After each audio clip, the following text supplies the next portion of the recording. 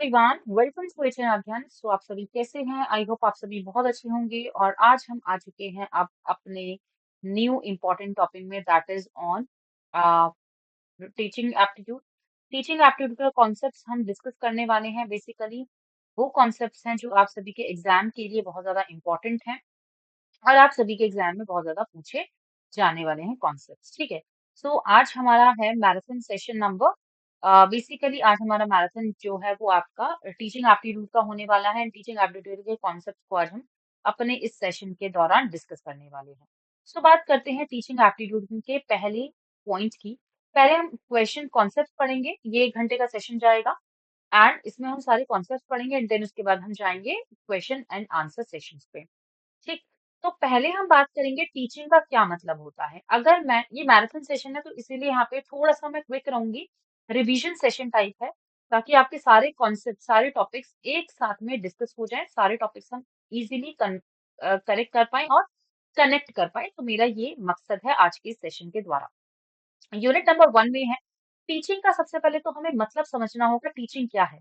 Basically teaching का मतलब क्या है? टीचिंग होता है जहां पर हम ओवरकम करते हैं कोर्सेज को, जहां पर हम लर्न करते हैं कुछ भी लर्न करने के लिए।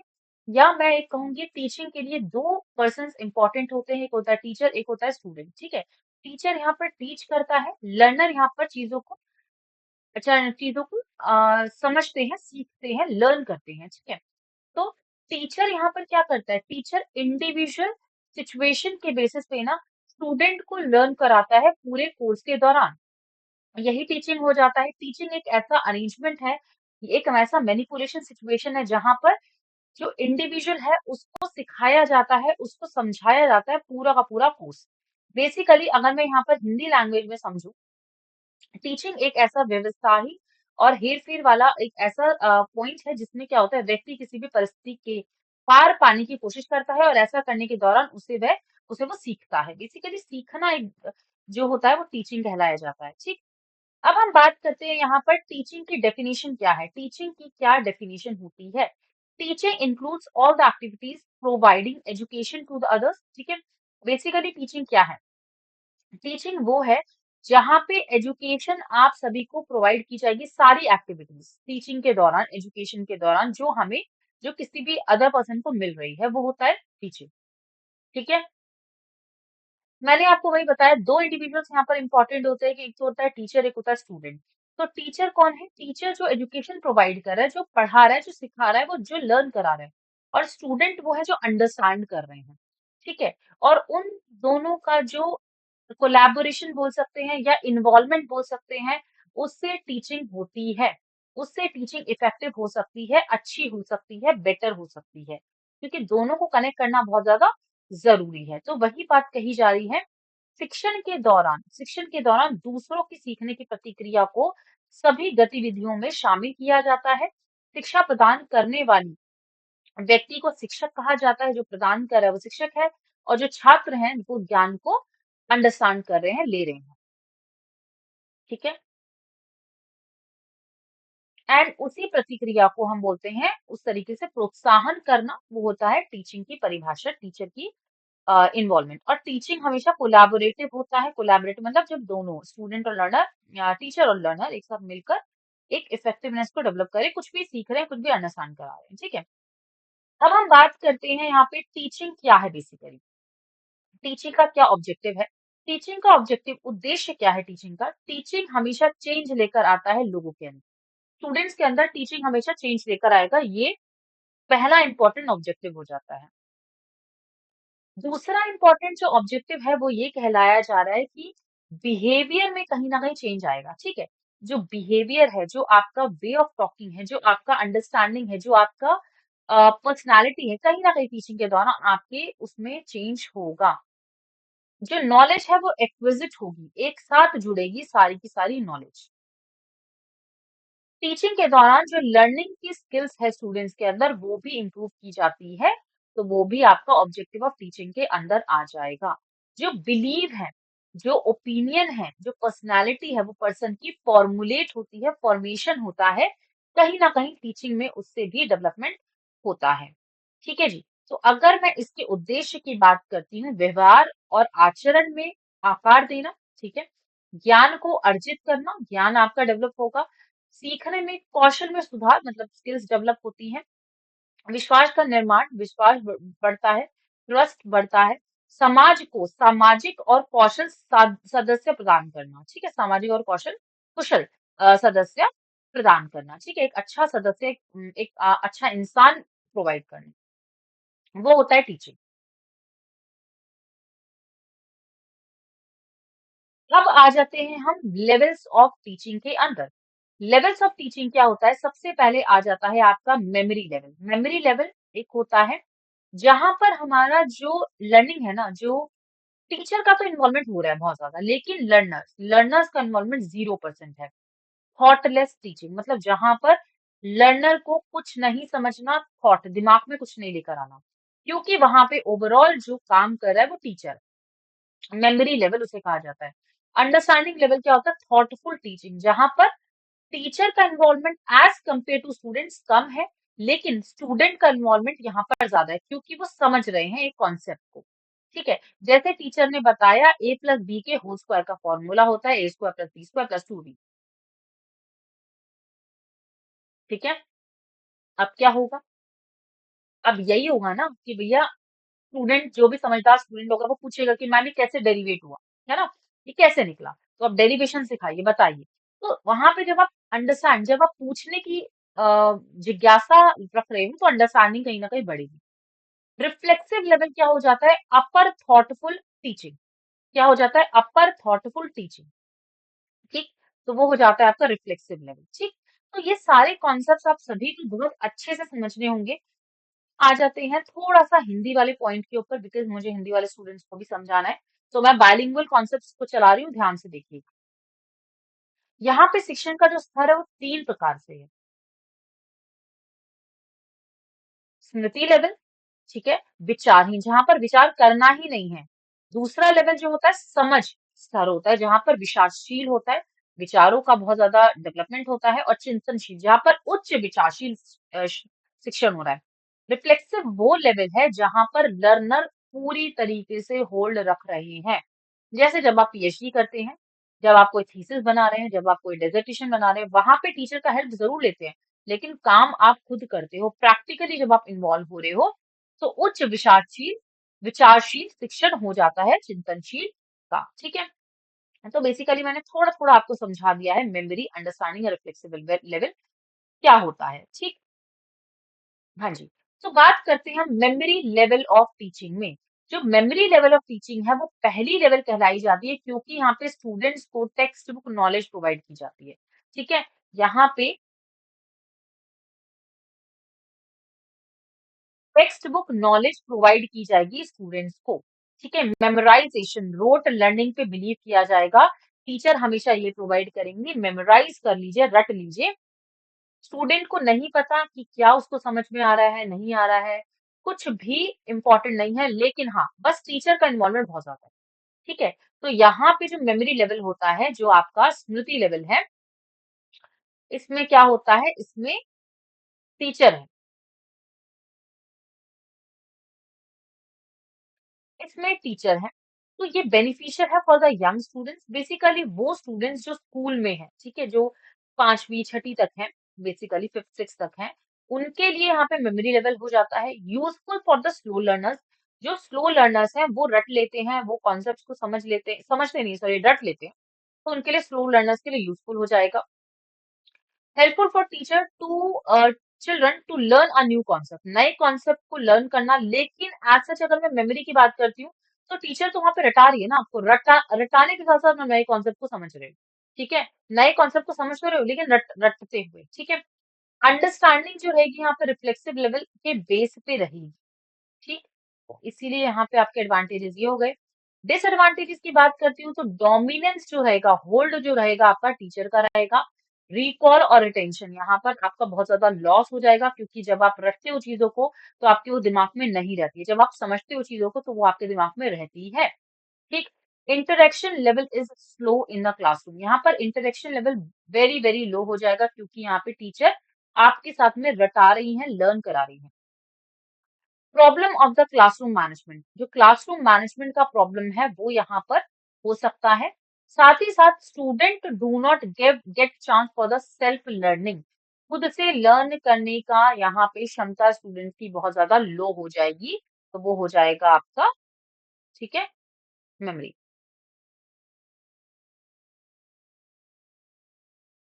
स्मृति स्तर, ठीक है। भाई जो मैंने अभी आपको हिंदी में इंग्लिश में समझाया वही आपका हिंदी में भी है। स्मृति स्तर वो होता है जहाँ पर शिक्षण होता है वो आपका ज्ञान से प्रदान तो किया जाता है, लेकिन यहाँ पे टेक्स्ट बुक के थ्रू पढ़ाया जाता है, रटाया जाता है, सिखाया जाता है टीचर के द्वारा, ठीक है। यहाँ पे किसी भी तरीके का कोई अंडरस्टैंडिंग नहीं होता है, ये चीज जरूर ध्यान रखिएगा। ये बेसिकली छोटे छात्रों के लिए फायदेमंद है।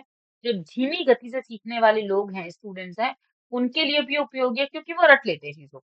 ठीक है, बच्चों को नई अवधारणा सीखने में मददगार करते हैं। कहीं न कहीं मदद लेंगे क्योंकि रट रहे हैं ना, चीज़ों को समझ रहे हो। ठीक है? अब इसके नुकसान की बात करते हैं तो भई ये आपका शिक्षक का दबाव है।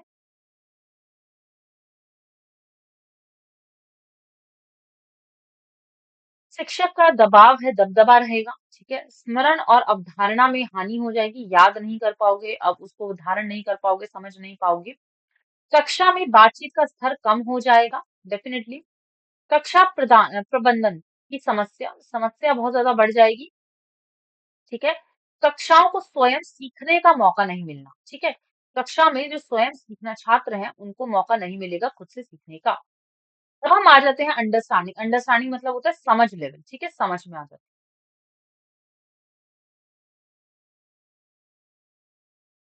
तो देखिए, अंडरस्टैंडिंग लेवल क्या होता है? अंडरस्टैंडिंग लेवल जो होता है, वो आपका मोर डेलिब्रेट रहेगा क्योंकि यहाँ पर स्टूडेंट इंटरैक्ट करते हैं विद द कॉन्सेप्ट। कॉन्सेप्ट को ना समझने की कोशिश करते हैं स्टूडेंट्स। यहाँ पर स्टूडेंट्स को कॉम्प्रिहेंड करा जाता है कंटेंट की, किस तरीके से वो समझ सकते हैं, क्या किस तरीके से वो टेक्स्ट को लर्न कर रहे हैं, वो सारी चीजें समझाई जाती हैं किसके द्वारा? टीचर के द्वारा। तो जो अंडरस्टैंडिंग लेवल होता है वो ज्यादा अच्छा रहता है as compare to memory level. Understanding level में यहाँ पे स्टूडेंट अपने कॉन्सेप्ट को लर्न कर रहे हैं, समझ रहे हैं। इसकी पीडीएफ ना आपको टेलीग्राम चैनल पर मिल जाएगी। टेलीग्राम चैनल को ज़रूर से ज़रूर आप सभी यहाँ पे ना टेलीग्राम चैनल को जॉइन ज़रूर कर लीजिएगा। टेलीग्राम चैनल का लिंक मैं यहाँ पे अभी आपको पिन भी कर दूँगी। जैसे ही क्लास ओवर होगी मैं लिंक आपको पिन कर दूँगी सो दैट आप सभी वहाँ पे जॉइन कर लें क्योंकि वहाँ पे सारे नोट्स आपको ये सारे मिल जाएँगे वहीं पर। ठीक है? हाँ जी। एडवांटेजेस की बात करते हैं तो भैया इफेक्टिव लर्निंग हो जाएगी। बहुत ज़्यादा इफेक्टिव लर्निंग है। स्टूडेंट्स लर्न कर रहे हैं। ठीक। अंडरस्टैंडिंग में क्या होता है? Development of different cognition learning. ठीक है, यहाँ पे जो लर्निंग है ना, जो आपका दिमाग है, जो आपका इंटेलिजेंस है, वो डेवलप होता जाएगा क्योंकि आप समझ रहे हो, उस कॉन्सेप्ट को सीख रहे हो, उस कॉन्सेप्ट में इन्वॉल्व हो रहे हो। Stages for entering into the reflexive level, वो एक ऐसी स्टेज है अंडरस्टैंडिंग जहां पर आप रिफ्लेक्सिव लेवल पे एंटर कर रहे हो। ठीक है, रिफ्लेक्सिव मतलब चिंतनशील, खुद से आप काम कर रहे हो, करने वाली हो बेसिकली। ठीक है, इंटरेक्शन यहाँ पर गुड रहने वाला है टीचर के साथ में क्योंकि अभी पूछताछ भी होती है।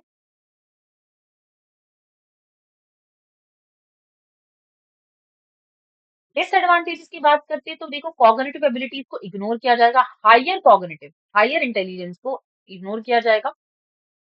इंट्रेंसिक मतलब होता है जो अंदरूनी होता है, उसमें लेस एम्फेसाइज किया जाएगा। मतलब यहाँ पे ना मोटिवेशन फैक्टर कम रहेगा अंदर से।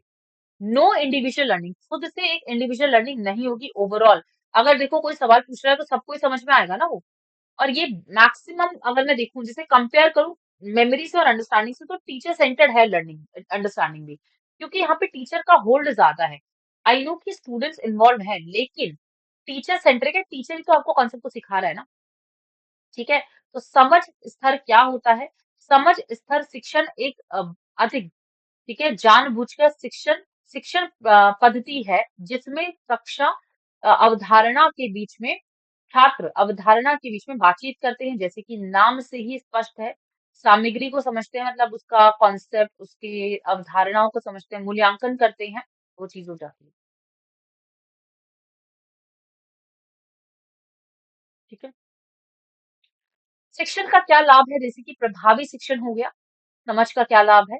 विभिन्न संज्ञात्मक झुकाव का यहाँ पर विकास होगा। शिक्षण में चिंतनशील स्तर में प्रवेश करने के लिए चरण निर्धारित करता है और बातचीत का स्तर अच्छा होगा। ऑब्वियसली ये सारी चीजें मैंने आप सभी को बता दी है, बस मैं हिंदी में आप सभी को यहाँ पे कन्वे कर रही हूँ। समझ स्तर के नुकसान, उच्च संज्ञात्मक क्षमताओं की अनदेखी करना, ठीक है।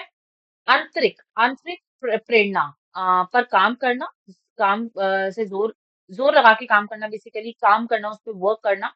कोई व्यक्तिगत शिक्षण नहीं होगा और शिक्षण केंद्रित होगा, टीचर सेंटर्ड है, ठीक है।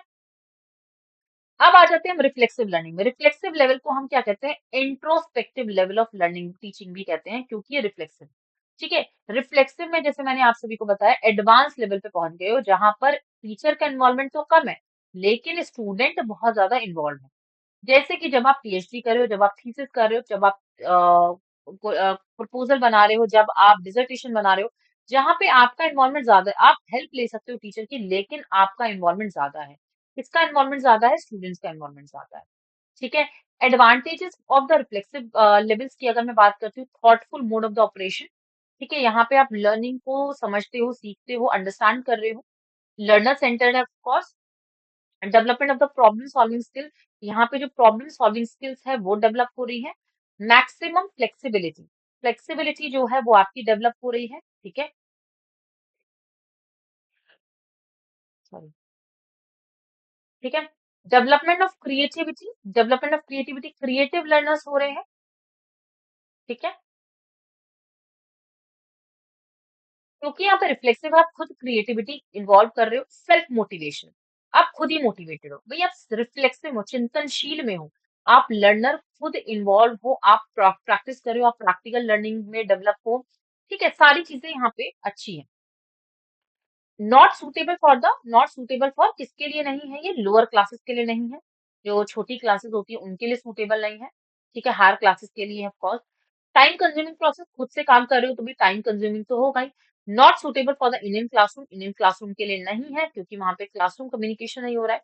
Not applicable for the dull students, जो थोड़ा सा समझने में, अंडरस्टैंडिंग में थोड़ा सा लेट डिले होते हैं, उनके लिए अच्छा नहीं है। Burden on the teachers, teachers के ऊपर बर्डन है, यस। क्यों है टीचर्स के ऊपर बर्डन? क्योंकि टीचर यहाँ पे सजेशन प्रोवाइड करने वाली है, तो टीचर को ना अच्छे से यहाँ पे सजेस्ट करना होगा या हेल्प करना होगा, ठीक है। तो वो चिंतनशील स्तर हो जाता है, जो कि आत्मनिर्भर स्तर को कहा जाता है, जहाँ पर शिक्षण अधिगम पद्धति का सबसे उन्नत स्तर है, जिसमें कि शिक्षण तब तक समाप्त नहीं होता है जब तक छात्र विचार को समझ ना ले, ठीक है। तो ये सब मैंने आप सभी को बता दिया है, क्या-क्या इसके नुकसान हैं, क्या-क्या इसके लाभ हैं, ठीक है। संचालन पर विचारशील तरीका, ठीक है।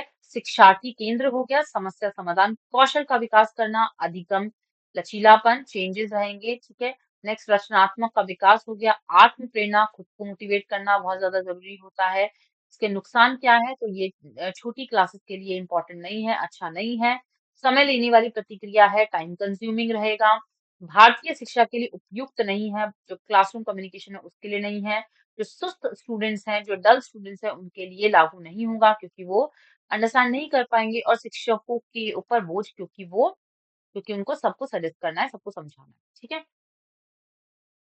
तो ये सब मैंने कंप्लीट करा दिया है। अब हम बात करते हैं पेडागोगी एंड एंड्रागोगी। देखो, मैं बस आपको यहाँ पे ना थोड़ा सा इसके टर्म के बारे में बता देती हूँ। पेडागोगी होता है टीचर सेंटर, और एंड्रागोगी होता है आपका लर्नर सेंटर, ठीक है। अंडरस्टैंडिंग बोल सकते हैं। तो यहाँ पर पेडागोगी की बात करते हैं, जो टीचर इन्वॉल्व है, जो टीचर इन्वॉल्व है, जो खुद से ही लर्न करा रही है, जो स्टूडेंट्स को लर्न करा रही है, लेक्चर बेस्ड मेथड जैसे बोल सकते हैं। अभी जो आपने मेमोरी बेस्ड टीचिंग पढ़ा ना, वो पेडागोगी अप्रोच है, सिंपल सी बात है। एंड्रागोगी वो है जहाँ पे स्टूडेंट ना खुद डायरेक्ट करते हैं, खुद कहीं ना कहीं मैं इसको बोल सकती हूँ कि अंडरस्टैंड हो रहा है, जहाँ पर बेसिकली स्टूडेंट लर्न कर रहे हैं, अंडरस्टैंड कर रहे हैं, समझ रहे हैं, ठीक है।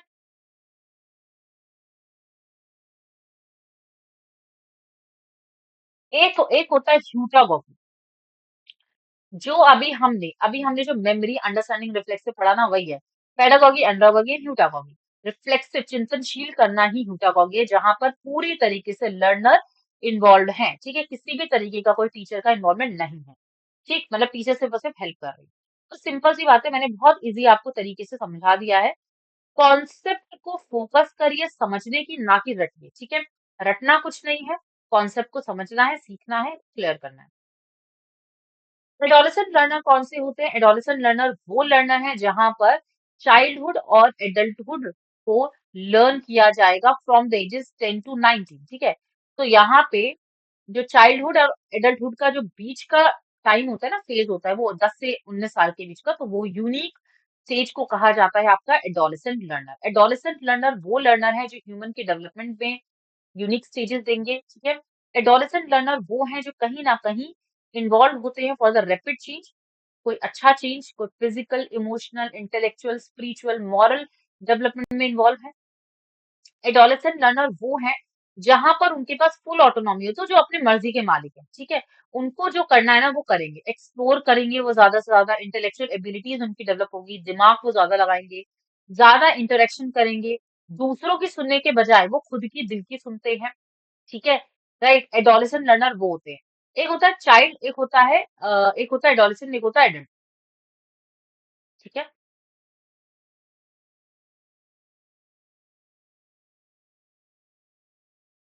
किशोर अवस्था क्या होता है? जो कि बचपन और आपका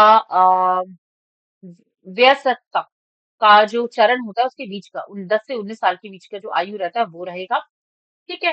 तो मैंने वही बताया आपका एडोलेसेंट लर्नर वो है जो कहीं न कहीं चीज़ों को लर्न करते हैं, स्वतंत्र होते हैं, खोज करते हैं, जिज्ञासु होते हैं, साहसी होते हैं, कुछ ना कुछ चीज़ों को, बौद्धिक क्षमताएँ होती है उनकी, वो लर्न करते हैं, वो दूसरों की नहीं सुनते, खुद की सुनते हैं, खुद के मन की सुनते हैं, अंतर मन की सुनते हैं और फिर उसको उसके ऊपर काम करते हैं। तो ये सब इसके पॉइंट्स हो गए, ठीक है? ध्यान से सुनिएगा, आप सभी को रटना कुछ नहीं है, सिर्फ और सिर्फ पढ़ना है, लर्न करना नहीं है, सिर्फ और सिर्फ पढ़ना है, समझना है टॉपिक को। 6 मेन एडल्ट लर्नर की यहाँ पे कैरेक्टरिस्टिक्स की अगर मैं बात करती हूँ तो there are 6 characteristics of adult learner during Malcolm Knowles, ठीक है? मैल्कॉम नॉवेल्स के द्वारा यहाँ पे एडोलेसेंट लर्नर को यहाँ पे डिफाइन किया गया है, ठीक है जी? तो मैल्कॉम नॉवेल्स ने बताया है, एडल्ट लर्नर जो रहता है वो सेल्फ ड्राइवन, ठीक है? सेल्फ डायरेक्टेड और ऑटोनॉमस है। एडल्ट लर्नर वो लर्नर है, जैसे हम सब एडल्ट है, 18 साल से ऊपर, ठीक है? एडल्ट लर्नर वो लर्नर है जो खुद को डायरेक्ट कर रहे हैं। अब हमें कोई डायरेक्ट नहीं कर रहा है ना, हम खुद से अपनी चॉइसेस को कर रहे हैं, ठीक है? हमें जो पढ़ना है, हमें नेट जेआरएफ करना है या हमें असिस्टेंट प्रोफेसर का एग्जाम देना है या गवर्नमेंट जॉब चाहिए, तो हम खुद को डायरेक्ट कर रहे हैं, ठीक है? हमारे पास फुल ऑटोनॉमी है कि हम खुद के गोल्स को फैसिलिटेट कर पाएँ, समझ पाएँ और उसके उसके ऊपर काम कर पाएँ। दूसरा पॉइंट ये कहलाया जाता है, adult learner utilize knowledge and life experiences. Adult learner हमेशा नॉलेज और लाइफ एक्सपीरियंसेस, उन्होंने जो भी पास्ट एक्सपीरियंसेस से सीखा है, उसके बेसिस पे वो नॉलेज लेते हैं और उस एक्टिविटीज में इन्वॉल्व रहते हैं। ये कहा जाता है utilization of the knowledge and the life experiences by adult learner, ठीक है? तो यहाँ पे जो एडुकेटर्स होते हैं वो वेल वर्स्ड होते हैं किस तरीके से स्टूडेंट्स को हेल्प करे पास्ट एक्सपीरियंसेस के बेसिस पे, पास्ट नॉलेज के बेसिस पे। Next point is adult learner is goal oriented. Goal पे ध्यान देते हैं एडल्ट लर्नर, फोकस करते हैं लाइफ, रियल लाइफ सिचुएशन पे, ताकि वो क्लियरली गोल को डेवलप कर पाए और क्लियरली उसको आइडेंटिफाई कर पाए। एडल्ट लर्नर जो रहते हैं रेलिवेंसी ओरिएंटेड होते हैं, रेलिवेंट चीजों पे ही काम करते हैं। एडल्ट लर्नर क्या करते हैं, रिलेटेड टास्क पे काम करते हैं और अपने टास्क को, अपने गोल को अचीव करने की कोशिश करते हैं, ठीक है? जो उनके लिए इंपॉर्टेंट है उस पे काम करते हैं बेसिकली, ठीक है? और उनको उसको उस पर्टिकुलर पॉइंट को वो या उस पर्टिकुलर प्रोजेक्ट को वो टाइम से देने की कोशिश करते हैं। Adult learner highlights practically. Adult learners जो होते हैं वो प्रैक्टिकली इन्वॉल्व रहते हैं, प्रैक्टिकली चीजों को करते हैं, प्रैक्टिकली चीजों में इन्वॉल्व रहते हैं, लाइफ सिचुएशन पे इन्वॉल्व रहते हैं। तो ये कहा जाता है एडल्ट लर्नर्स का प्रैक्टिकलिटी पे, ठीक है? एडल्ट लर्नर क्या करते हैं, एनकरेज कोलैबोरेशन। यहाँ पे ना वो जुड़ते हैं, वो डिफरेंट डिफरेंट एडुकेटर्स के साथ जुड़ते हैं, वो अपनी कलीग्स के साथ जुड़ते हैं और फिर एक प्रोडक्टिव वर्क को करते हैं, ठीक है? एक प्रोडक्टिव वर्क को करते हैं। तो वयस्क वयस्क जो शिक्षार्थी होते हैं उनके पांच उसके छह उनके छह विशेषताएं हैं, ठीक है? उनकी छह विशेषताएं हैं, अगेन मैं आपको हिंदी में भी बता देती हूँ।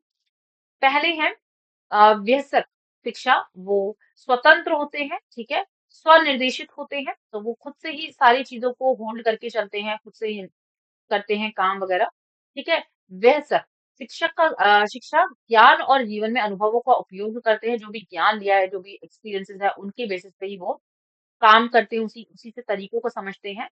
वयस्क शिक्षा लक्ष्य उन्मुख है। सीखने की प्रेरणा तब बढ़ जाती है जब अ, वास्तविक जीवन में स्थितियों को माध्यम में पाठ प्रासंगिकता स्पष्ट होती है, ठीक है? विशेष रूप से शिक्षार्थी की विशेष वशिष्ठ चिंताओं से संबंध में, ठीक है? प्रासंगिक हो गया, ज्ञान हो गया, प्रासंगिक ज्ञान को आवश्यकता बहुत महत्वपूर्ण होती है, ध्यान में रखते हुए वयस्क शिक्षा को लक्ष्य उन्मुख के रूप में डेवलप करते हैं, ठीक? आगे बढ़ते हैं। हुँ। वयस्क शिक्षा प्रासंगिकता उन्मुख है। वयस्कों के लिए सीखने का सबसे अच्छा तरीका है कि सौंपे गए कार्य के लिए उसमें स्वयं में सीखना और लक्ष्य को जोड़ना। यदि ये स्पष्ट है कि वे जिन गतिविधियों में लगे हुए हैं, वो सीधे उसी पर व्यक्तिगत सीखते हैं और उसके उद्देश्य को पूरा करते हैं। तो ये वयस्क वाले हैं। वयस्क शिक्षक व्यावहारिकता पर प्रकाश डालते हैं, ठीक है? और एक तरीके से मैं बोल सकती हूँ कि वो एक तरीके से वास्तविक जीवन में स्थितियों पर लागू करते हैं, उसको मदद करने के लिए एक साधन बनाते हैं। तरीकों को पहचानते हैं कि किस तरीके से हम अच्छा कर सकते हैं। और छठा पॉइंट क्या है, वयस्क शिक्षक सहयोग को प्रोत्साहन भी करते हैं, कोलैबोरेशन पे भी डेवलप करते हैं। सहयोग मतलब अपने परिजनों से, अपने टीचर्स के साथ में, अपने एडुकेटर्स के साथ में, अपने कलीग्स के साथ में एक साथ मिल के फिर उसपे योगदान देते हैं ठीक है? कोलैबोरेशन। चलिए होप आप सभी को ये चीज़ समझ में आ गई होगी। अब हम चलते हैं ब्लूम टैक्सोनॉमी में। ब्लूम टैक्सोनॉमी जैसे कि आप सभी को पता है बेंजिंग ब्लूम ने दिया है 1956 में, जो कि आपके साइकोलॉजिस्ट हैं। साइकोलॉजिस्ट थे यूनिवर्सिटी ऑफ शिकागो के। इन्होंने 3 डोमेन के बारे में बात की है। एक है कॉग्निटिव। कॉग्निटिव जो होता है वो डोमेन जहाँ पर आप दिमाग को यूज़ करते हो, जहाँ पे आप इंटेलिजेंस को डेवलप करते हो। तो उसमें आ जाएगा आपका ब्लूम टैक्सोनॉमी में knowledge comprehension and problem solving. अभी हम बात करेंगे इसके ऊपर भी। कॉग्निटिव के बाद आ जाता है आपका संज्ञात्मक। कॉग्निटिव मतलब होता है संज्ञात्मक, ठीक है? इसके ऊपर हम बात करेंगे एंड इसमें ना 1956 में ब्लूम ने हमें यहाँ पे केकेस दिया। आप देखो यहाँ पे केकेस है ना, KCAASE शॉर्ट में लिख लो केकेस। K for knowledge, S C for comprehension, application, analysis, synthesis and evaluation. तो स्टेप्स याद होने चाहिए कि भाई पहले हमने नॉलेज को गेन किया, उसके बाद उसे बढ़ावा दे दिया, उसके बाद उसे अप्लाई किया, यूज किया, फिर उसको एनालाइज किया, एनालाइज करने के बाद उसे सिंथेसाइज किया, जोड़ दिया और फिर इवैल्यूएशन किया, मूल्यांकन किया। ठीक है? 1956 में उन्होंने कॉग्निटिव डेवलपमेंट पे काम किया और ये पॉइंट्स उन्होंने दिए। ठीक है? उसके बाद 2001 में इसको फिर से थोड़ा-सा चेंज किया। अब इसमें चेंज क्या कर दिया? नॉलेज की जगह पे रिमेम्बरेंस डाल दिया, रिमेंबर, कॉम्प्रिहेंशन की जगह पे अंडरस्टैंडिंग डाल दिया, एप्लीकेशन को एप्लीकेशन ही रखा, एनालिसिस को एनालिसिस रखा, इन सिंथेसिस को ना इवैल्यूएशन कर दिया और इवैल्यूएशन को क्रिएट कर दिया। समझ में आ रहा है? नॉलेज को यहाँ पे उन्होंने रिमेंबर कर दिया। उन्होंने बोला पहले हमें याद करना है। याद करने के बाद फिर हमें उसे अंडरस्टैंड करना है। अंडरस्टैंड करने के बाद फिर हमें उसे लगाना है, अप्लाई करना है। अप्लाई करने के बाद फिर हमें उसे एनालाइज़ करना है कि हमें कितनी चीज़ याद हो गई है। उसके बाद हमें मूल्यांकन करना है और मूल्यांकन करने के बाद उसे हमें क्रिएट कर लेना है अपने दिमाग में। वो होता है कॉग्निटिव, ठीक है? संज्ञात्मक। दूसरा आ जाता है आपका इफेक्टिव डोमेन, जहाँ पे अफेक्शन की बात आती है। देखो जैसे कि कभी हम बहुत ज़्यादा दुखी रहते हैं, कभी हमारे इमोशंस बहुत ज़्यादा दिखते हैं, कभी हमारी फीलिंग्स अलग होती हैं, कभी हम पेन में रहते हैं, कभी हम जॉय में रहते हैं, तो अलग-अलग फीलिंग्स हमेशा रिएक्ट करती हैं। वो होता है इफेक्टिव डोमेन, ठीक है? अब इसमें बात करते हैं तो यहाँ पे सबसे पहले आ जाता है आपका, यहाँ पे देखिए शॉर्ट फॉर्म में हम पढ़ लेते हैं पहले। हाँ जी। यहाँ पे उन्होंने बोला रिसीविंग, ठीक है? आई होप कि आप सभी को ना यहाँ पे दिख रहा होगा। Let me zoom this, ठीक। सबसे पहले उन्होंने बोला रिसीविंग, रिसीव करना, जो भी नॉलेज है ना उसे रिसीव कर दिया जाए, इसको रूएक बोलते हैं, ठीक है? रूएक नहीं सॉरी आरआरबीओसी, इसको शॉर्ट में याद कर लो आरआरबीओसी। आरआरबीओसी मतलब पहले रिसीव कर लिया मतलब हमने उसको ले लिया। लेने के बाद उसे हमने रिस्पॉन्ड किया, वो जो नॉलेज है ना उसको रिस्पॉन्ड किया, उस पे काम किया। भई जैसे हम दुखी हैं, तो उसी तरीके से गुस्से में दुखी अगर किसी ने हमसे पूछ लिया ना, अगर हम दुखी हैं, बहुत ज़्यादा परेशान हैं, किसी ने बोला ना कि ये काम कर दो, तो उसी तरीके से रिस्पॉन्ड होगा, गुस्से में रिस्पॉन्ड होगा, ठीक है? रिस्पॉन्ड उस तरीके से होगा। फिर वैल्यू, वैल्यू हम उस तरीके से देंगे उस चीज़ को, ऑर्गेनाइज़ कर देंगे, एक साथ जोड़ देंगे और फिर उसे कैटेगराइज़ेशन कर देंगे, कैटेगराइज़ कर देंगे, अलग-अलग भागों में डिवाइड कर देंगे। तो ये क्या होता है, ये आपका कौन-सा डोमेन है? इफेक्टिव डोमेन है। इफेक्टिव डोमेन है जिसको हम बोलते हैं यहाँ पे संगठन, ठीक है? नहीं सर यस, भावनात्मक डोमेन, ठीक है। भावनात्मक भावनात्मक डोमेन के अंदर ये सारे पॉइंट्स आ जाएंगे। एक बार जरूर पढ़ लेना इन सबको, ठीक है। मैं आपको शॉर्टली बता रही हूँ क्योंकि ये आपका मैराथन सेशन है, नोट्स आपको मिल जाएंगे तो आपको कोई दिक्कत नहीं होगी, ठीक है। अब आ जाता है साइकोमोटर। साइकोमोटर डोमेन क्या होता है, जहां पर आप प्रैक्टिकल काम कर रहे हो, एक्शन पे काम कर रहे हो। तो इसमें क्या आ जाता है, इसमें आ जाता है आपका आई एम पान। आई एम पान क्या है, अब देखिए। जो साइकोमोटर डोमेन होता है, जिसको हम क्या कहते हैं, साइकोमोटर डोमेन ही कहते हैं हिंदी में भी। इसमें क्या आता है, सबसे पहले ना इंटीमेशन होता है, इमिटेशन, सॉरी, इमिटेशन, इमिटेट किया जाता है। फॉर एग्जाम्पल, आप किसी से भी कुछ भी चीज सीखते हो ना, तो उसको कॉपी करते हो।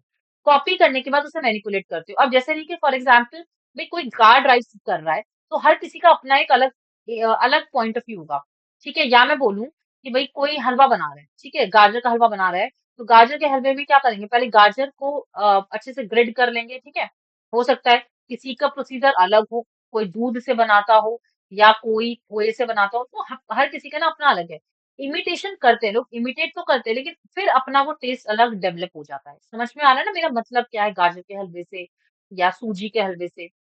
एग्जाम्पल, हमेशा हम क्या करते हैं, मैनिपुलेट करते हैं, उसमें चेंज करते हैं। मैनिपुलेट करने के बाद उसे हम प्रिसाइज कर देते हैं, छोटे पॉइंट में रख लेते हैं, ठीक है। जैसे कि सपोज करो मैंने आपको एक बड़ी सी रेसिपी दे दी गाजर के हलवे की, उसके बाद आपने ना लास्ट में जो आपको समझ में आया ना, फिर आपने किसी और को बताया, तो प्रिसाइज वे में बताया कि भाई ऐसे करना, ऐसे करना, ऐसे करना, हो गया, बन गया। समझ में आ रहा है? उसको फिर हमने आर्टिकुलेट कर दिया, ऐड कर दिया, ठीक है।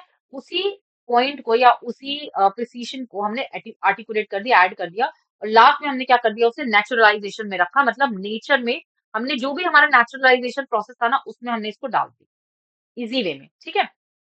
तो ये आपका हो जाएगा। जीन पीरियड की जो थ्योरी है वो सेंसरी सेंसरी मोटर हो जाएगा, देन आपका हो जाएगा यहाँ पे प्री ऑपरेशनल, देन आएगा कंक्रीट आ जाएगा, फिर फॉर्मल आ जाएगा।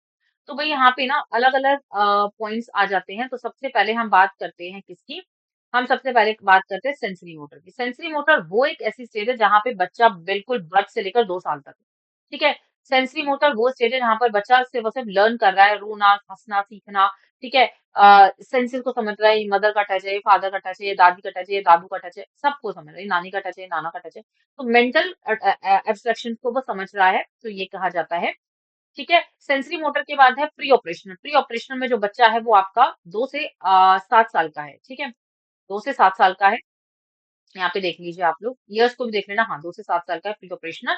प्री ऑपरेशनल में ये बोला जा रहा है कि भाई वो रिप्रेजेंट कर रहा है, जैसे कि फॉर एग्जांपल आप सभी ने देखा होगा, ऑब्जेक्ट्स बना दिए जाते हैं। जैसे अगर मैं बोलूं एप्पल है, तो एप्पल की शेप बना दी, एप्पल रेड कलर का होता है, ऑरेंज ऑरेंज कलर का होता है, ठीक है।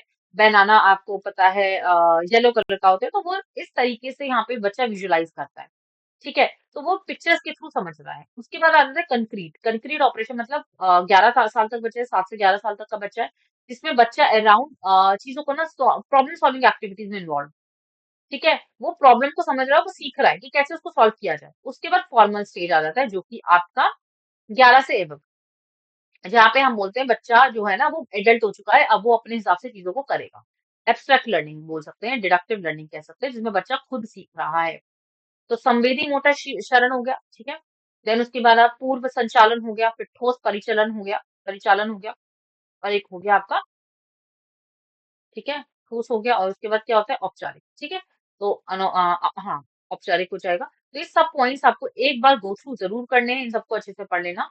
कुछ क्वेश्चंस ना पूछे गए थे 2023 में, जो नए क्वेश्चन देखने को मिले। बाकी ओवरऑल आपको यही पूछा जा रहा है, 2024 में भी आपको जीन पीरियड वाली थ्योरी से पूछा गया है, और आपका ब्लूम से तो पूछा ही जाता है।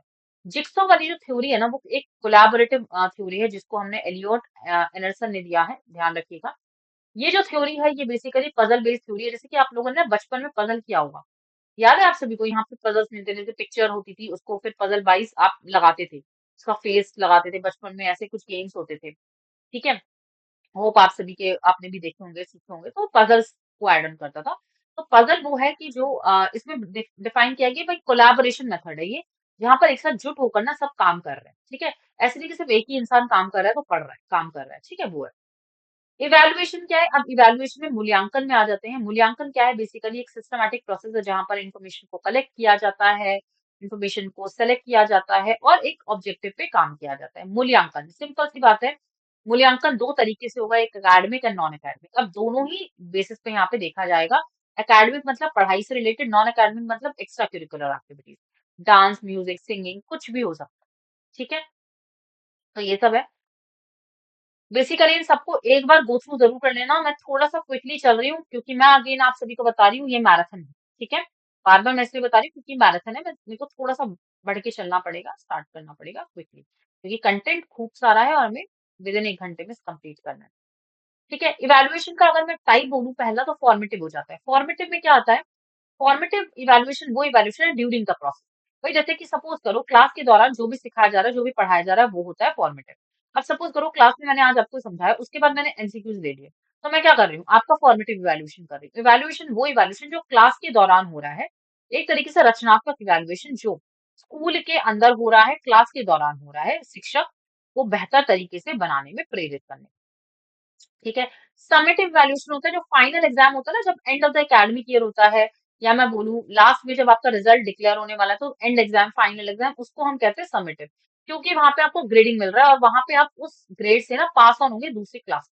समझ में आ रहा है? तो वो हो जाता है समेटिव। समेटिव मतलब हो जाता है योग्यात्मक मूल्यांकन। योग्यात्मक मूल्यांकन वो है जो शिक्षण वर्ष और तथा पाठ्यक्रम को अंत में किया जाता है। ठीक है, उसका महत्वपूर्ण भूमिका यही है कि छात्रों को सीखने के साथ साथ अगले चरण में भी निर्धारित किया जाएगा, तो वो अगले चरण में होंगे या नहीं होंगे वो भी दिखाया जाता है। डायग्नोस्टिक इवैल्यूएशन वो एक इवैल्यूएशन है जहां पर ये बताया जाएगा कि भाई किस तरीके से हम लर्निंग को और बेटर कर सकते हैं, लर्निंग को अच्छा कर सकते हैं, डायग्नोज कर सकते हैं, क्यों कमी आ रही है, कैसे हम उसे, शॉर्ट एनालिसिस आप सभी ने पढ़ा होगा, strength, weaknesses, opportunity and threat. तो स्ट्रेंथ, स्ट्रेंथ को फाइंड आउट करना कि क्या क्या उसमें अच्छी चीजें हैं। ठीक है, क्या हमारा सब्जेक्ट अच्छा है। फॉर एग्जाम्पल भाई अगर मैथ्स आपका अच्छा नहीं, तो वो आप उसमें कुछ ना कुछ डेवलपमेंट करोगे, कुछ सीखोगे। समझ में आ रहा है? तो आप उसे क्या करोगे, आप वीकनेस में रखोगे उसको, ताकि आप उसमें और ज्यादा बेटर कर पाओ। तो यहाँ पे टीचर ना रेमेडीज भी प्रोवाइड करती है डायग्नोस्टिक में। इन जो भी लर्निंग होती है, जो भी जब भी मूल्यांकन किया जाता है लास्ट में ना, निंदात्मक मूल्यांकन में टीचर हमेशा लास्ट में बताती है, प्रतिक्रिया तो बताती है कि भई ये इसमें आप वीक हो, इसमें आप अच्छे हो। लेकिन आपको वो अच्छे और बेटर करने में भी हेल्प करती है। उसमें एक तरीके से मैं बोलूँ रेमेडी भी देती है। ठीक है? कि कैसे आप लर्न कर सकते हो, कैसे आप सीख सकते हो। उसके बाद आता है क्राइटेरियन रेफरेंस। क्राइटेरिया मतलब एक क्राइटेरिया सेट कर दिया कि भैया 50% मार्क्स चाहिए। पास होने के लिए 50% मार्क्स चाहिए, तो उस 50% को ना सब बच्चों के मार्क्स से जोड़ा जाएगा। ए के मार्क्स 50% है या नहीं है, ये देखा जाएगा। बी के मार्क्स 50% है या नहीं है, सी के मार्क्स 50% है या नहीं है, डी के मार्क्स 50% है या नहीं है। तो जो भी जिनके भी एक मतलब एक क्राइटेरिया, एक स्टैंडर्ड सेट कर लिया, एक क्राइटेरिया सेट कर लिया है। ठीक है, उसको हम कहते हैं क्राइटेरियन रेफरेंस। तो सभी स्टूडेंट्स को उसी क्राइटेरिया से जज किया जाएगा, उसी क्राइटेरिया से इवेलुएट किया जाएगा, मतलब मानदित मानदित संदर्भ। ठीक है, ताकि उद्देश्य क्लियर हो जाए, परिणाम उसी हिसाब से आते हैं फिर। उसके बाद है नॉर्म रेफरेंस। नॉर्म रेफरेंस वो होता है जहां पर स्टूडेंट्स क्या करते हैं, परफॉर्म करते हैं लर्निंग को। स्टूडेंट्स क्या करते हैं यहाँ पे नॉर्म की बेसिस पे, भैया अपने अपने नॉर्म्स है, अपने अपने वैल्यूज है। ठीक है, अपने अपने नॉर्म्स है। जैसे कि जैसे ए बच्चा है, ठीक है, ए बच्चा है, ए की परफॉर्म जैसे ए बी सी, मतलब ए फर्स्ट आया, सेकंड आया, थर्ड आया, तो ए क्यों फर्स्ट आया भाई? ए बी से बेटर होगा ना, तभी तो फर्स्ट आया। ठीक है, फिर सी से बेटर ए बी होगा तभी वो सेकंड आया, और डी से बेटर सी होगा तभी वो थर्ड आया। तो यहाँ पे ना एक एक पर्सन को ना अदर पर्सन से कंपेयर किया जाता है। जैसे ए को बी से किया, फिर बी को सी से किया, फिर सी को डी से किया, फिर डी को ए से किया। इस तरीके से ना यहाँ पे कंपेयर किया जाएगा, और फिर कंपेयर करने के बाद उसे ग्रेड्स दिए जाते हैं और बताया जाता है कि बेस्ट कौन सा है। ठीक है, मांडित भी कहा जाता है उसको। क्लियर? तो इस तरीके से आपको पता होना चाहिए। कॉन्टिन्यूअस एंड कॉम्प्रिहेंसिव इवैल्यूएशन आप सभी को पता है, जो आरटीई एक्ट आया था, राइट टू एजुकेशन एक्ट आया था, उसमें 2009 में जो डिक्लेयर किया गया था, उसमें आपका सीबीएसई के द्वारा इसको डेवलप किया गया था। और ये ध्यान रखिएगा, ये जो प्रपोजल है ये स्टेट गवर्नमेंट ने डेवलप किया था। ठीक है, और ये उन्हीं के लिए जो 6 से 10 तक है और 12th तक भी है, मतलब 6 से लेकर 12 तक जो भी स्टूडेंट्स रहेंगे उनके लिए, सबके लिए सीसी पैटर्न लागू हो गया। सीसी पैटर्न में ना हम क्या हुआ, सीसी पैटर्न इसलिए लाए गए ना, कॉन्टिन्यूअस इवैल्यूएशन हो भैया, कॉन्टिन्यूअस डेली बेसिस पे इवैल्यूएशन होना चाहिए। डेली बेसिस पे बच्चे की मूल्यांकन होनी चाहिए। ऐसा नहीं कि भाई 10 महीने बाद, 15 महीने बाद, 2 महीने बाद, 3 महीने बाद हम यूनिट टेस्ट में उसको इवैल्यूएट करें, नहीं। डेली इवैल्यूएट करो, डेली उसकी परफॉर्मेंस रिपोर्ट स्टूडेंट्स की पेरेंट्स को समझाओ, पेरेंट्स को दो, पेरेंट्स को बताओ कि हाँ ये आपका बच्चा ऐसा है वैसा है, उसके बारे में बताइए, ठीक है, उसको और बेटर करने के लिए। तो कॉन्टिन्यूस तो वही होगा। उसके बाद यहाँ पे ध्यान रखिएगा कि भाई इवैल्यूएशन जो रहेगा वो आपको कॉन्टिन्यूस के साथ साथ क्या होगा, कॉम्प्रिहेंसिव, वही नाम से समझ मैंने, कॉम्प्रिहेंसिव, पूरी तरीके से अच्छे से कॉम्प्रिहेंड होना चाहिए, एकेडमिक नॉन एकेडमिक दोनों ही सब्जेक्ट में अच्छा होना चाहिए भैया, ऐसा नहीं कि सिर्फ पढ़ाई में अच्छा हो, एक्स्ट्रा करिकुलर एक्टिविटीज में भी होना चाहिए। एकेडमिक को स्कॉलिस्टिक कहते हैं, नॉन एकेडमिक को को स्कॉलिस्टिक कहते हैं, ध्यान रखिएगा, ठीक है। और ये ध्यान रखिएगा कि जो असेसमेंट होता है ना कॉन्टिन्यूस, वो आपका फॉर्मेटिव एंड समेटिव दोनों का ही मिश्रण होता है, ठीक है। यहाँ पे ये चीज ध्यान रखिएगा, जो फॉर्मेटिव इवैल्यूएशन होता है वो 40% का वेटेज लेता है, समेटिव इवैल्यूएशन 60% का वेटेज लेता है। प्रीवियस ईयर में आया हुआ है क्वेश्चन, इसीलिए थोड़ा सा ध्यान रखिएगा, ठीक है। फॉर्मेटिव इवैल्यूएशन जो रचनात्मक होता है वो आपका 40% होता है और ये 60% होगा। क्लियर? होप आप सभी को बहुत अच्छे से यहाँ पे समझ में आ गया होगा। बहुत इंपॉर्टेंट है, थोड़ा सा ध्यान में इनको आपको रखना पड़ेगा सो दैट आप सभी को ये चीज समझ में आ जाए। क्लियर? जी हाँ, नेक्स्ट पॉइंट की अगर मैं बात करती हूँ, यहाँ पे हम बहुत सारे मेथड्स को भी पढ़ते हैं, जैसे कि टीचर सेंटर्ड हो गया, टीचर केंद्रित हो गया, शिक्षा शिक्षा केंद्रित हो गया, लर्नर छात्र केंद्रित हो गया, कंटेंट हो गया, सामग्री केंद्रित हो गया और पार्टिसिपेटिव हो गया। तो बहुत सारी विधियां होती हैं जहाँ पर लर्निंग से विधियों को हम डेवलप करते हैं, ठीक है। तो टीचर सेंटर्ड मतलब जहाँ पर टीचर का इन्वॉल्वमेंट है, सिंपल सी बात है, टीचर जहाँ पर अपना होल्ड लेकर चल रही है, जहाँ पर जैसे कि मेमोरी लेवल हो गया, शिक्षा केंद्रित हो गया, ठीक है। दूसरा होता है लर्नर केंद्रित, जहाँ पर लर्नर खुद से इवैल्यूएट कर रहे हैं चीजों को, प्रैक्टिकली समझ रहे हैं, सीख रहे हैं, लर्नर शिक्षार्थी केंद्रित हो गया, ठीक है। मैं आपको शॉर्टली बता रही हूँ, देखो आप लोग ये मत पढ़ना कि ये मत बोलना कि मैम बहुत जल्दी जल्दी जल्दी कर रही है, तो भैया जल्दी जल्दी इसलिए किया जा रहा है बिकॉज ये मैराथन सेशन, तो मैं आपको सारा कुछ पढ़ा रही हूँ एक ही सेशन के अंदर, दौरान 1 घंटे के अंदर। अभी मेरे को क्वेश्चन भी कराने हैं आप सभी को। कंटेंट फोकस जहां पर आपको सामग्री के बेसिस पे बताया जा रहा है कि हाँ ये सामग्री होनी चाहिए, ये लर्निंग होना चाहिए, ये बुक्स होनी चाहिए, ये आपका कंटेंट होना चाहिए, उसको आपको पढ़ना है। जैसे कि आपका सिलेबस यूजीसी नेट का, तो यूजीसी नेट के सिलेबस के हिसाब से ही करते हो ना, पढ़ते हो, ऐसा तो नहीं है कोई अलग ही टॉपिक्स पढ़ रहे हो। विषय वस्तु केंद्रित जो विषय है वही होना, उसी में होना चाहिए। पार्टिसिपेटिव, पार्टिसिपेटिव मतलब जहां पर आप बहुत तरीके से पार्टिसिपेट कर रहे हो, जैसे कि आप डिस्कशन के बेसिस पे, आप कोलैबोरेशन के बेसिस पे, तो अन्य अन्य सामग्री के बेसिस पे ना इवैल्यूएट किया जाता है, वो सब चीजें आ जाती हैं, ठीक है। अब ना कुछ इंपॉर्टेंट टर्म्स भी हैं जिससे आपसे क्वेश्चन में पूछा जाता है, जैसे ब्रेनस्टॉर्मिंग मेथड क्या होता है, जहाँ पे ना बहुत सारे लोग एक साथ जुट होकर अपने आइडियाज को इवैल्यूएट करते हैं, एक दूसरे को बताते हैं, जैसे ए ने बी को बताया, बी ने सी को बताया, सी ने डी को बताया, इस तरीके से अपने आइडियाज शेयर करते हैं, उसको हम कहते हैं ब्रेनस्टॉर्मिंग मेथड। ब्रेनस्टॉर्मिंग मेथड किसने दिया था? ए एफ ऑसबॉर्न ने, ए ऑफ ऑसबॉर्न 1960, अप्लाइड इमेजिनेशन एक बुक थी उसमें बताया था उन्होंने, ठीक है। तो ब्रेनस्टॉर्मिंग मेथड के बारे में ये बहुत अच्छे से समझना होगा आप सभी को, मैंने यहाँ पे बता दिया। एक होता है प्रोजेक्ट मेथड, प्रोजेक्ट मेथड तो प्रीवियस में आया भी हुआ है, एग्जाम में क्वेश्चन 2024 में ही पूछा गया था, प्रोजेक्ट मेथड किसने दिया था, तो भाई आप सभी को पता होना चाहिए किसने दिया था। हाँ, जॉन डेवे ने दिया था, ठीक है। अमेरिकन एजुकेशनलिस्ट है, उन्होंने ये बताया था कि प्रैक्टिकल प्रैक्टिकल नॉलेज, प्रैक्टिकली जब हम काम करते हैं प्रॉब्लम को, तभी हम सॉल्व कर पाते हैं, जो प्रोजेक्ट मेथड होता है, ठीक है। तो वो हो गया प्रोजेक्ट विधि।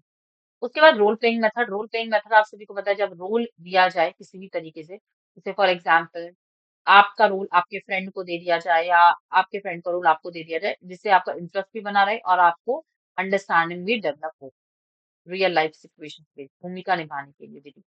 फ्लिप्ड लर्निंग क्या होता है? फ्लिप्ड लर्निंग वो लर्निंग है जहाँ पे स्टूडेंट और टीचर का जो लर्निंग होता है ना, वो बहुत अच्छा हो पाता है, क्योंकि यहाँ पे स्टूडेंट को ना टीचर ये कहती है कि भैया आप पढ़ के भी आना स्कूल से। जैसे फॉर एग्जाम्पल कि मैंने आपको एक टॉपिक दिया, मैंने बोला कि मैं कल ये पढ़ाऊंगी, तो मैं बोलूंगी ना कि आप पढ़ के आना थोड़ा सा इसके बारे में, तो वो होता है फ्लिप्ड लर्निंग, ठीक है, जिसको हम ब्लेंडेड लर्निंग भी कहते हैं, फ्लिप्ड लर्निंग उसे कहते हैं।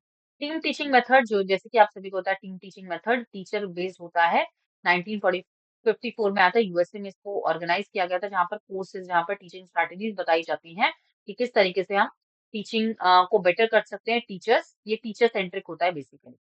डिस्कशन मेथड वो डिस्कशन मेथड है जहां पर स्टूडेंट्स चेंज करते, एक्सचेंज करते आइडियाज को, ओपिनियंस को, और डिस्कस करते हैं अपने पॉइंट, ठीक है।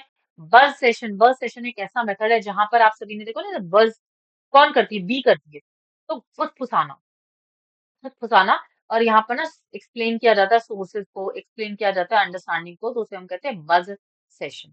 जैसे एक दूसरे के साथ में कनेक्ट करके इस तरीके से उसे हम कहते हैं buzz session. Characteristics of learner, learner की क्या-क्या कैरेक्टरिस्टिक्स होती हैं, ये सब आप सभी को पता है। लर्नर की कैरेक्टरिस्टिक्स वो होती हैं जिसमें कि हम बोल सकते हैं बिहेवियर आपके चेंज होंगे, बिहेवियर लर्नर के चेंज हो जाते हैं।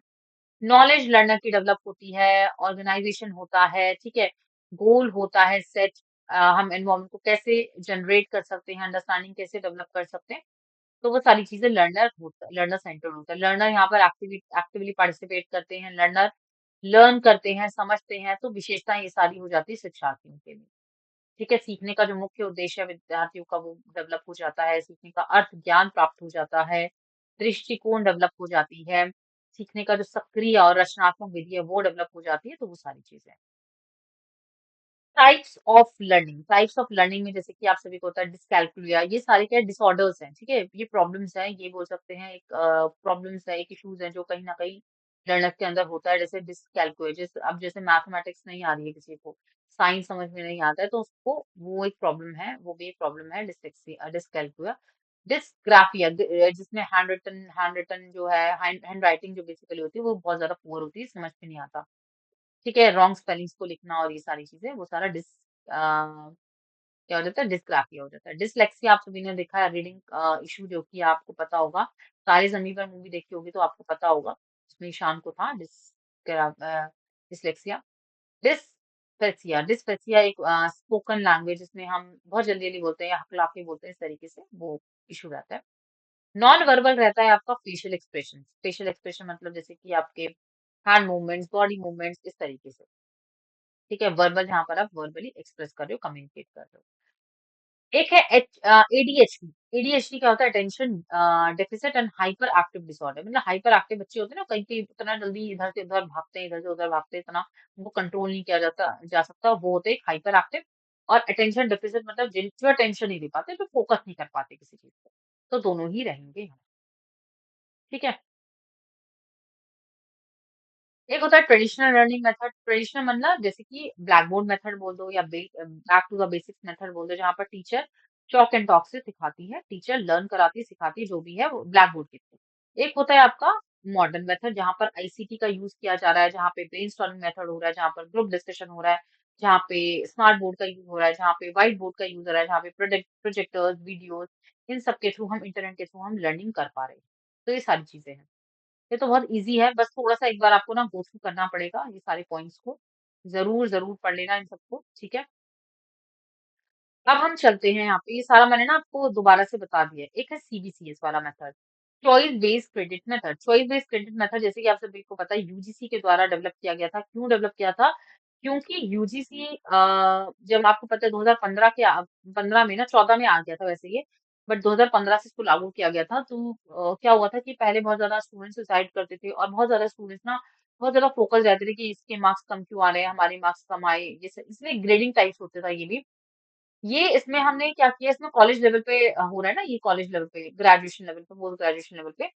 तो इसीलिए यहाँ पे ना 3 लेवल्स को, 3 कोर्स को यहाँ पे एक्सप्रेस किया गया, डेवलप किया गया। जैसे होता है core, elective and foundation. Core courses जो होता है वो एवरी सेमेस्टर में होता है। कोर मतलब इम्पोर्टेंट, जो कंपल्सरी, जो आपको लेने ही लेने हैं। ठीक है?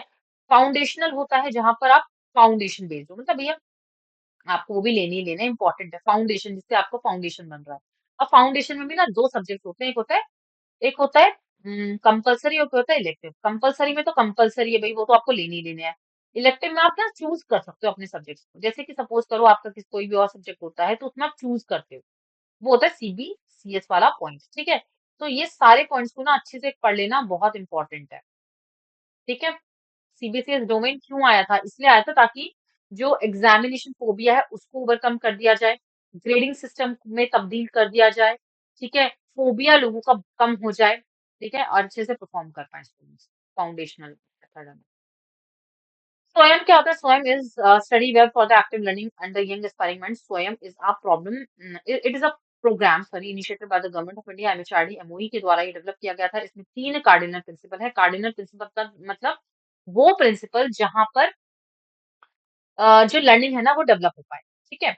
एक्सेस, इक्विटी एंड क्वालिटी, तीनों याद कर लेना। Access, equity and quality. Access मतलब हम ये पहुंच अच्छी रहेगी, पहुंच तक पहुंचाता है, मतलब गांव के क्षेत्रों में हर जगह पहुंचाएगा, जिसके पास इंटरनेट है, जिसके पास लैपटॉप है, जिसके पास फोन है। इक्विटी सबके लिए बराबर है, और क्वालिटी, क्वालिटी पे भी बिलीव करता है स्वयं।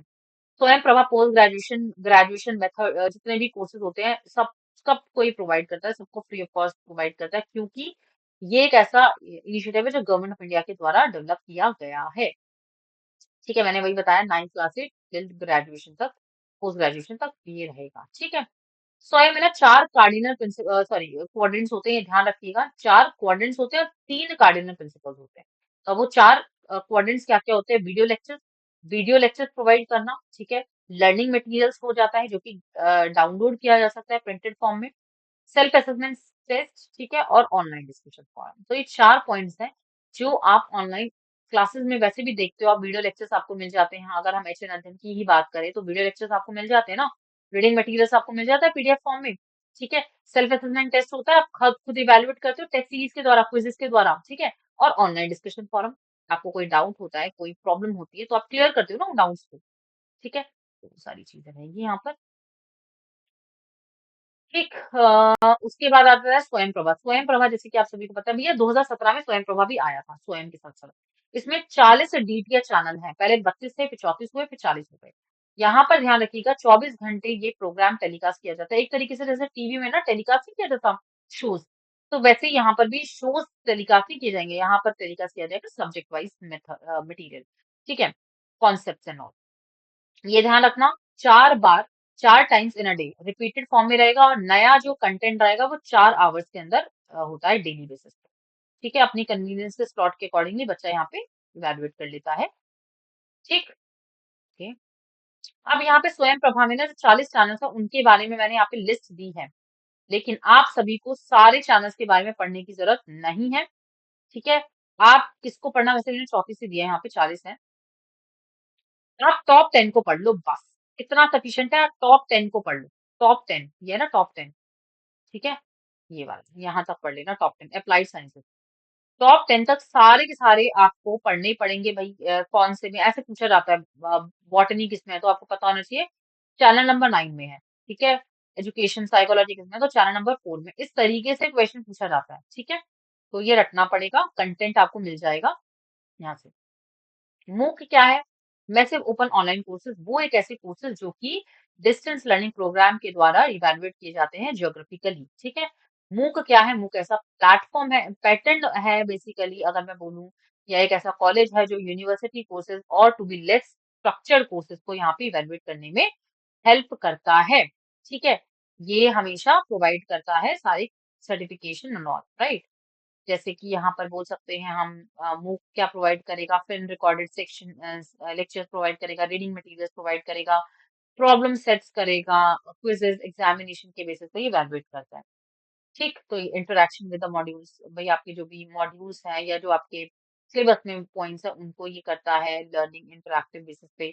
ऑनलाइन फोरम प्रोवाइड करता है, तो ये सारी चीजें स्वयं मूक करता है। ठीक, तो ये सारी चीजों को आपको अच्छे से पढ़ना पड़ेगा, थॉरली पढ़ना पड़ेगा, और इन सबको देखना पड़ेगा। ठीक है, चलिए कुछ क्वेश्चंस पे चलते हैं हम अभी। जैसे कि पहला क्वेश्चन आप सभी को यहाँ पे ना दिखता होगा, Let me zoom this।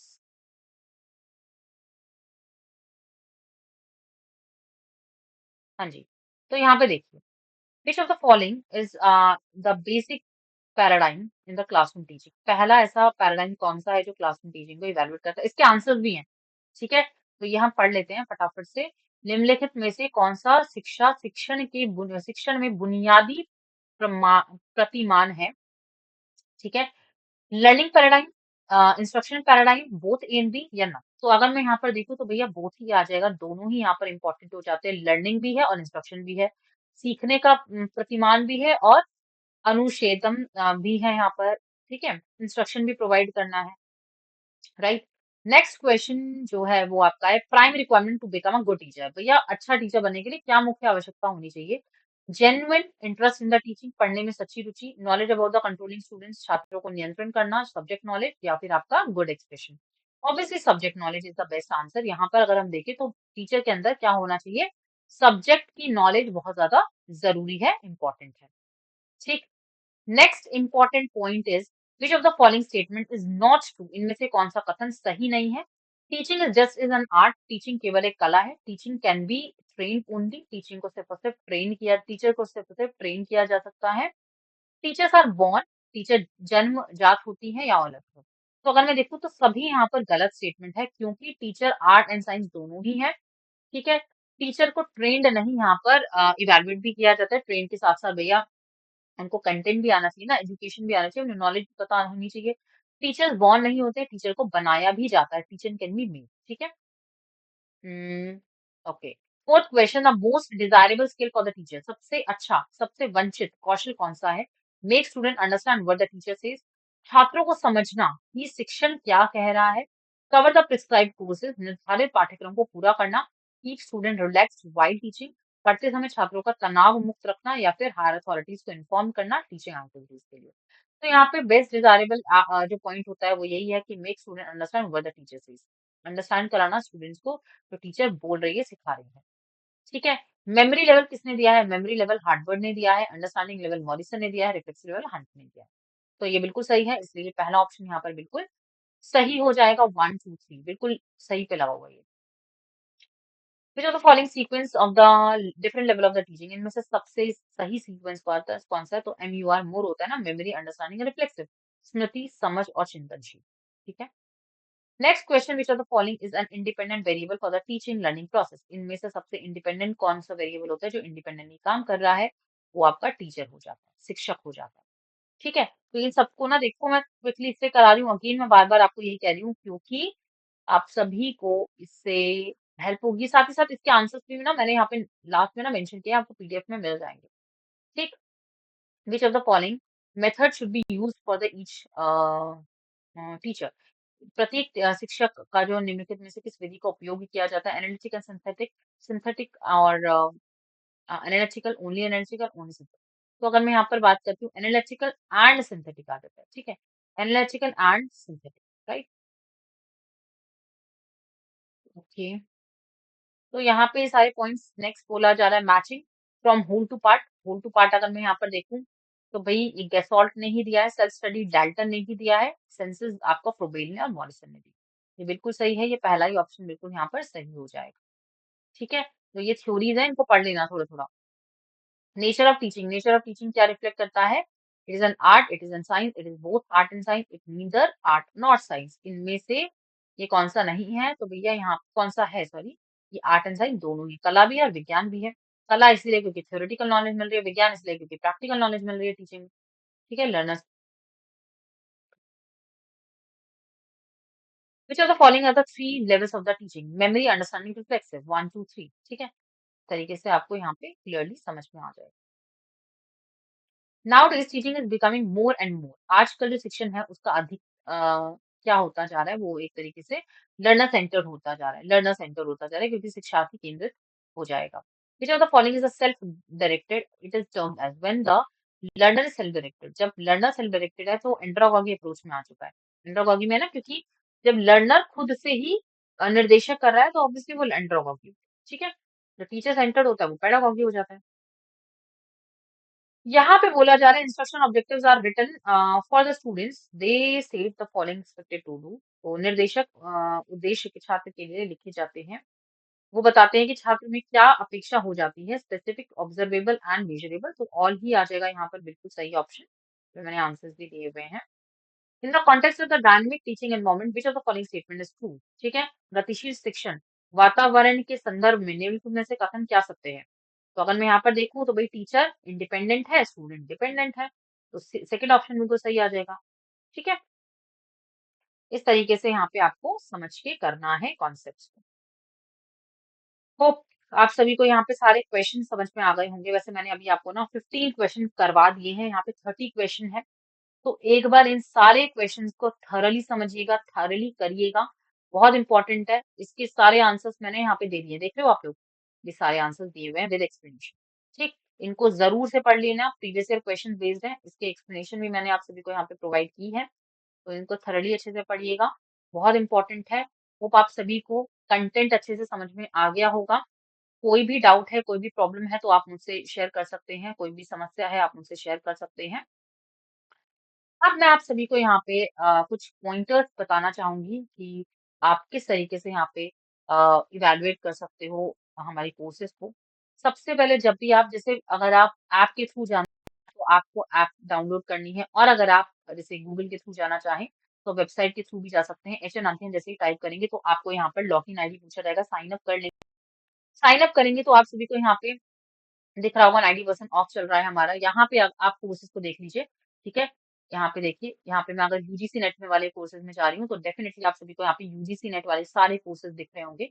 जैसे आप पास प्रो वाला ले सकते हैं, जो आप सभी के लिए सारी कोर्सेज़ यहाँ पर हो जाएँगे, ठीक है? आपका क्रैश कोर्स चल रहा है पेपर 1 पेपर 2 का, हिंदी साहित्य से अभी है तो। परिणाम बैच चल रहा है आपका, ठीक है? क्रांति बैच ऑलरेडी आपका चल रहा है और समर्पण बैच चल रहा है। तो जो आपको लेना है, क्रैश कोर्स चल रहे हैं, आप सभी इनके लिए अप्लाई कर सकते हैं। जैसे फॉर एग्ज़ाम्पल मैं आपको बता भी देती हूँ किस तरीके से आप यहाँ पे ना अप्लाई कर सकते हैं। जैसे फॉर एग्ज़ाम्पल आप यहाँ गए, ठीक है? आपने बाय नाउ पे क्लिक किया, बाय नाउ पे क्लिक किया, ठीक, आपने यहाँ पे नंबर अपना डाला क्योंकि आप लॉगिन पहले ही कर लोगे तो डेफ़िनिटली आपको कोई परेशानी नहीं होगी, कोई समस्या नहीं होगी, अगर आप गूगल के थ्रू जा रहे हैं, ठीक है? ठीक है, इसकी वैलिडिटी आप देख रहे हो 12 मंथ्स की ले रहे हो, 6 मंथ्स की ले रहे हो, इस तरीके से आप ले सकते हो। और आपको रेफरल कोड जो यूज़ करना है, वो क्या है? रेफरल कोड जो आपको यूज़ करना है, वो आपका हो जाएगा PK93 ठीक है? PK93 क्या है? वो आपके रेफरल कोड है जो आप यूज़ कर सकते हो यहाँ पे सारे कोर्सेज़ के लिए, ठीक है? और ऐप को डाउनलोड करना नहीं भूलना है, ठीक है? ऐप को डाउनलोड करना नहीं भूलना है, व्हाट्सएप नंबर से हमारे कनेक्ट हो सकते हो। रेफरल कोड यहाँ पे PK93 आप यूज़ कर सकते हो क्योंकि इससे आपको 20% ऑफ मिल जाएगा, ठीक है? 20% ऑफ मिल जाएगा, सो आप ज़रूर इस रेफरल कोड को यूज़ यूज़ करके अवेल कर सकते हैं, ठीक है? बाकी का जो इन्फॉर्मेशन है वो आप नंबर से यहाँ पे भी कनेक्ट कर सकते हो, व्हाट्सएप से कनेक्ट कर सकते हो। और जो भी आपको कोर्सेज़ लेना चाहो आप ले सकते हो। बहुत ही अफोर्डेबल प्राइसेज़ में सारे कोर्सेज़ मिल रहे हैं। ऑनलाइन क्लासेज़ आपको लाइव क्लासेज़, लाइव सेशंस वगैरह सब मिल जाते हैं। तो आप सभी हमारे सारे बैचेज़ पे जा सकते हैं और जो भी आपको लेना चाहो आप वो ले सकते हो साइन अप और आप ऐप को डाउनलोड भी कर सकते हैं। टेलीग्राम चैनल को डाउनलोड करना ना भूलें, लिंक मैं यहाँ पे डिस्क्रिप्शन में आप सभी को दे दूँगी। तो टेलीग्राम से ज़रूर से जुड़ जाइए। क्योंकि टेलीग्राम पे ना जितने भी कॉन्सेप्ट्स वगैरह हैं वो मैं वहाँ पे प्रोवाइड करती हूँ। साथ ही साथ मैं आप सभी को बता दूँ कि जो टेलीग्राम चैनल है वहाँ पे मैं कंटेंट भी प्रोवाइड करूँगी इसका। ओके? चलिए thank you so much everyone. Hope आप सभी को आज का ये सेशन बहुत अच्छा लगा होगा। कोई भी समस्या है, कोई भी प्रॉब्लम है, ज़रूर मुझे आप बता सकते हैं।